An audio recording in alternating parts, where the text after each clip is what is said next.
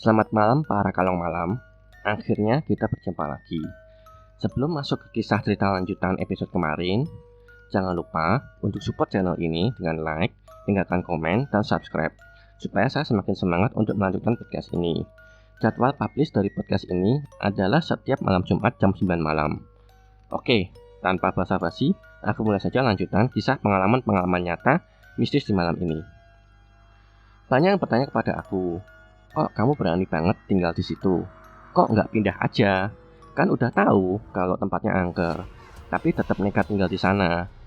Pas malam dengar suara cewek nangis, bener-bener nangis. Suaranya dari kamar sebelah.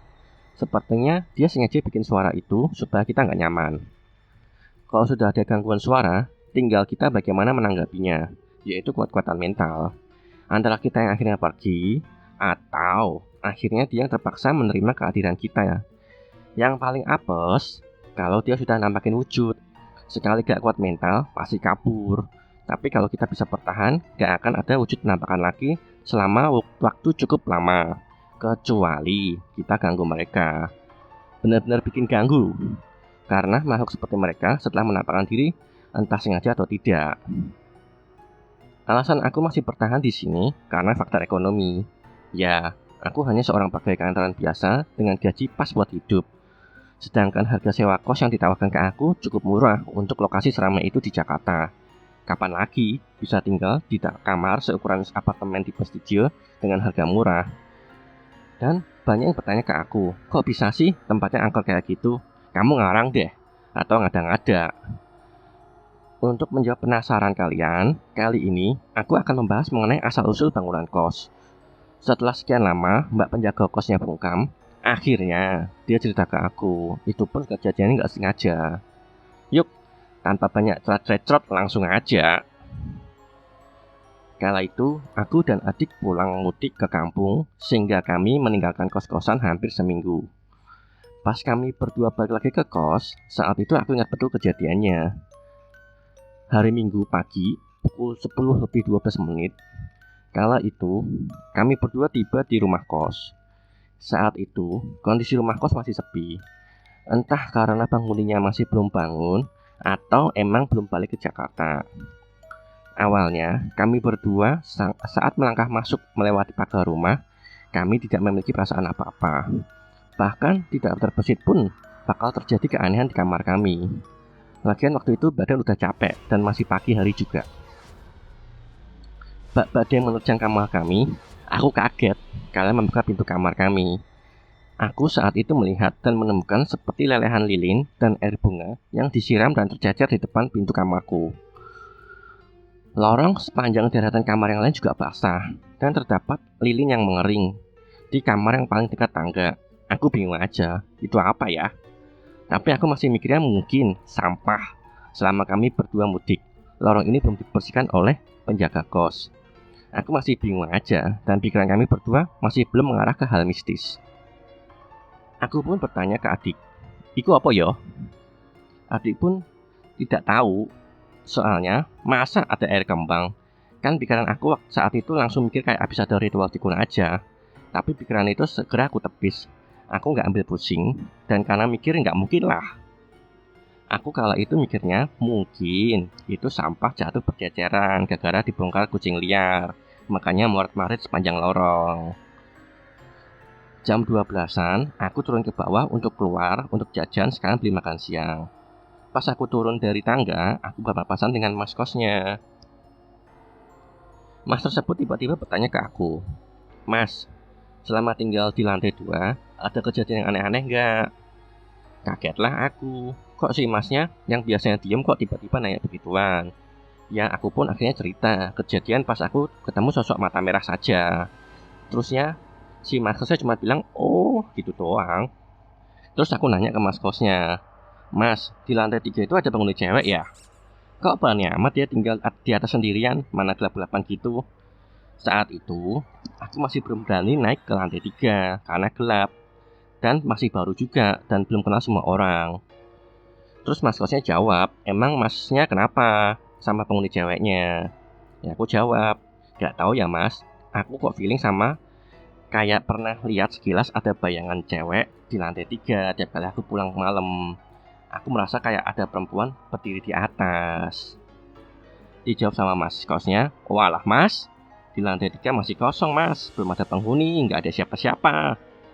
Makjub batinku saat itu, karena aku yakin bener, aku sering melihat sosok cewek walau sekilas, dan aku yakin aku nggak halusinasi. Ternyata keyakinanku akhirnya terjawab sudah. Terus aku komplain masalah sampah berserakan di depan kamarku. Mas kosnya akhirnya cerita kalau kemarin malam mumpung penghuni kos pada pulang kampung dan masih sepi, si pasangan penjaga kos ini akhirnya manggil orang pinter. Mereka merasa nggak enak sama penghuni kos karena selama ini banyak anak kos yang komplain kalau mereka digangguin setan pas malam hari. Si masnya ini sebenarnya udah cerita ke pemilik kos perihal kejadian mistis yang dialami anak kos. Tapi si pemilik kos katanya nggak percaya sama begituan. Si mas ini pun nggak berdaya juga. Akhirnya si mas kos pun panggil orang pintar dengan menggunakan uang mereka pribadi. Walau nantinya ada beberapa anak kos yang kasihan dan mereka pun patungan memberikan uang sebagai ganti ke pasangan penjaga kos ini. Dari cerita si mas ini terungkap jawaban atas beberapa misteri yang jadi pertanyaan di benakku selama ini. 1. Asal-usul bangunan kos ini. Ternyata, menurut penuturan si mas, bangunan ini dulunya adalah bangunan peninggalan Belanda yang kemudian direnovasi tahun 80-an dan kemudian direnovasi lagi jadi bangunan kos. Kos ini baru direnovasi tahun 2016-an. Ada banyak furniture peninggalan zaman Belanda yang masih tersimpan di kos ini. Yang aku tahu, di deretan kamar kos di lantai 2 yang dekat tangga, kamar ini menyimpan lemari, meja, dan kursi serta divider set dari kayu jati bekas tahun 50-an sampai 60-an.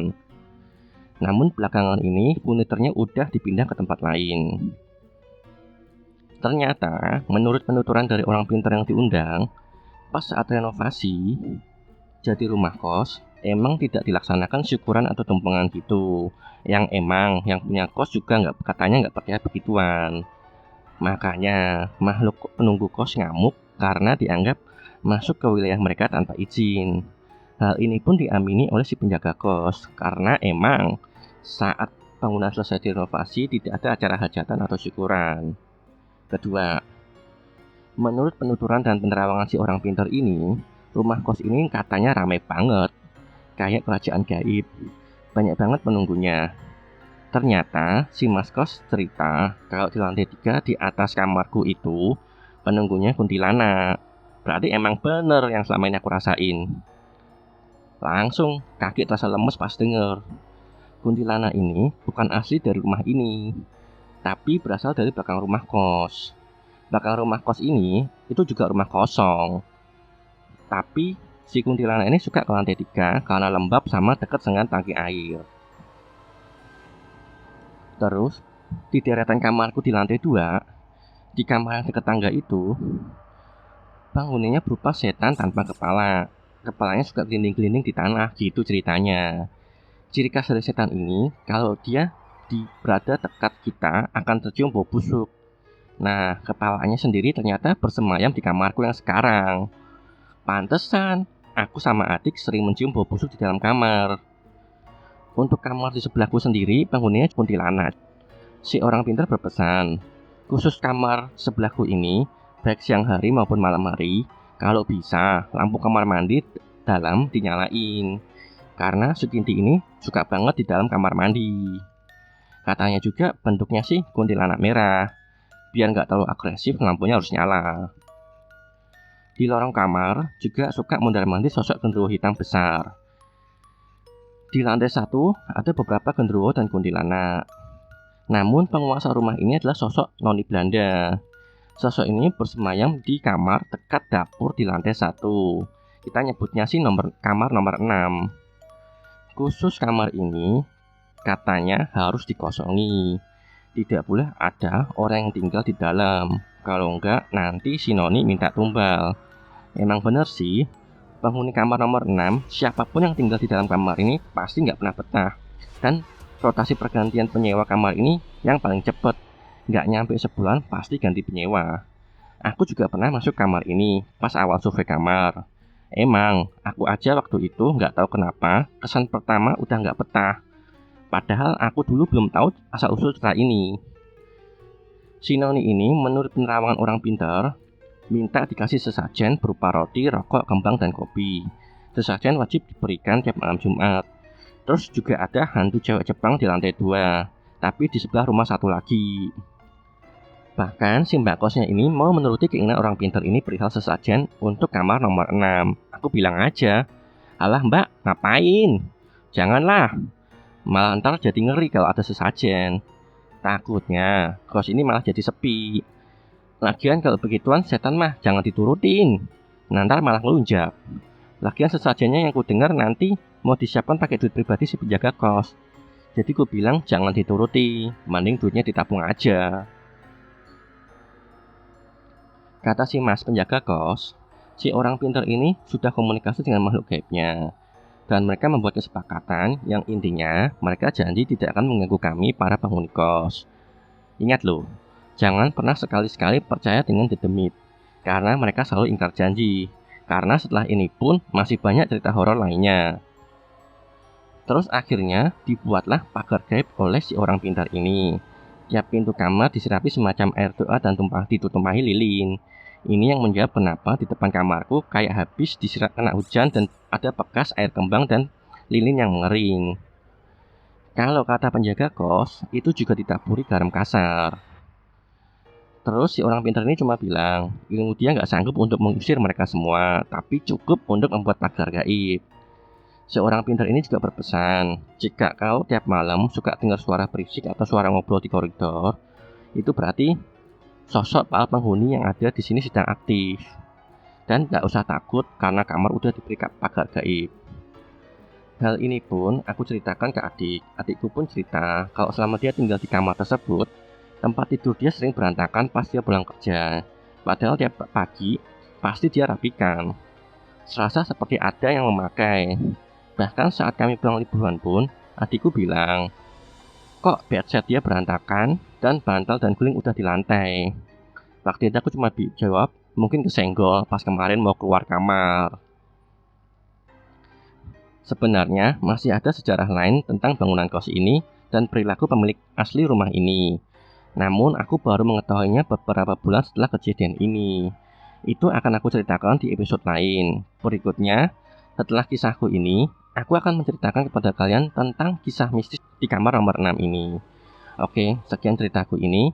Percaya nggak percaya, terserah bagaimana kalian menyikapi cerita ini. Dan aku cuma ingin membagi pengalaman.